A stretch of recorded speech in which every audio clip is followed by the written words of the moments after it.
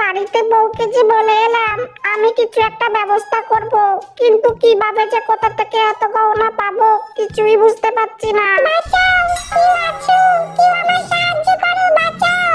আরে আমি বাঁচি না, আমার জ্বালায় কে আবার বাঁচাও বাঁচাও করে চিৎকার করছে। কি জানি বাবা কে কোন বিপদে পড়েছে।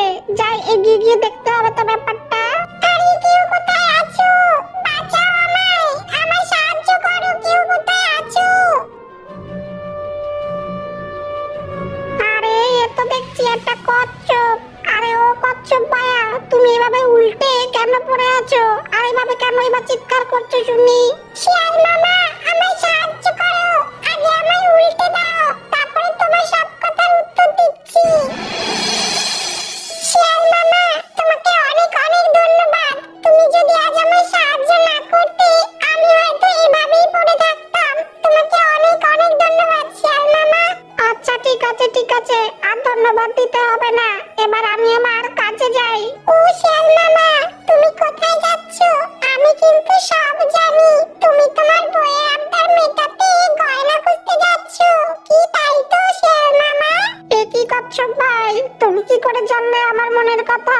কচ্ছপ ভাই, তুমি কি কোনো জাদু টাদু জানো নাকি?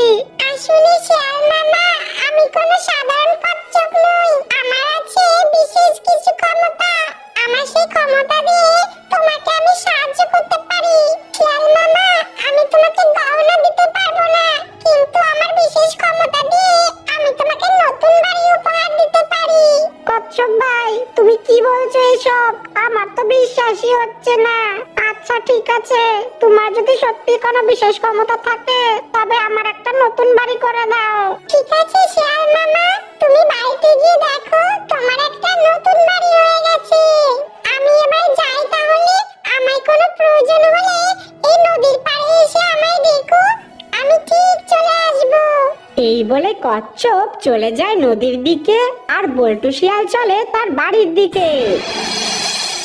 এরপর বল্টু শিয়াল বাড়ির কাছে গিয়ে দেখে তার সেই কুড়ে ঘরের জায়গায় একটা মস্ত সুন্দর বাড়ি হয়ে গেছে।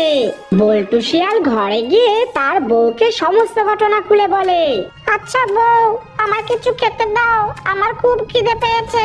বল্টু শিয়াল ঘর থেকে বেরিয়ে যাওয়ার পর বল্টু শিয়ালের বউয়ের মাথায় এক দুর্বুদ্ধি আসে।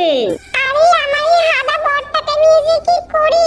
ওই জাদুই কচ্ছপ যদি আমাদের এত বড় বাড়ি দিতে পারে তাহলে আমাকেও হয়তো কারি কারি সোনাও দিতে পারে। এই যে আমার গুণধর স্বামী, শোনো তোমায় একটা কথা বলি। আজ তুমি আমায় তোমার ওই কচ্ছপ বন্ধুর কাছে নিয়ে যাবে। কেন বউ, কি হয়েছে? তুমি কচ্ছপ বন্ধুর কাছে যেয়ে কি করবে?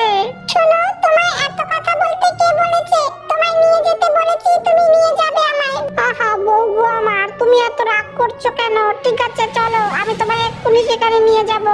এরপর বল্টু শিয়াল তার বউকে নিয়ে চলে সেই জাদুই কচ্ছপের কাছে। কচ্ছপ বন্ধু, কোথায় তুমি? দেখা দাও। বল্টু শিয়াল কচ্ছপ বন্ধুকে ডাকা মাত্রই কচ্ছপ বন্ধু নদী থেকে উঠে আসে। কি হয়েছে শিয়াল মামা? কোনো সমস্যা হয়েছে নাকি? না না কচ্ছপ বন্ধু, কোনো বিপদ হয়নি। আমার বউ তোমাকে দেখতে চেয়েছিল,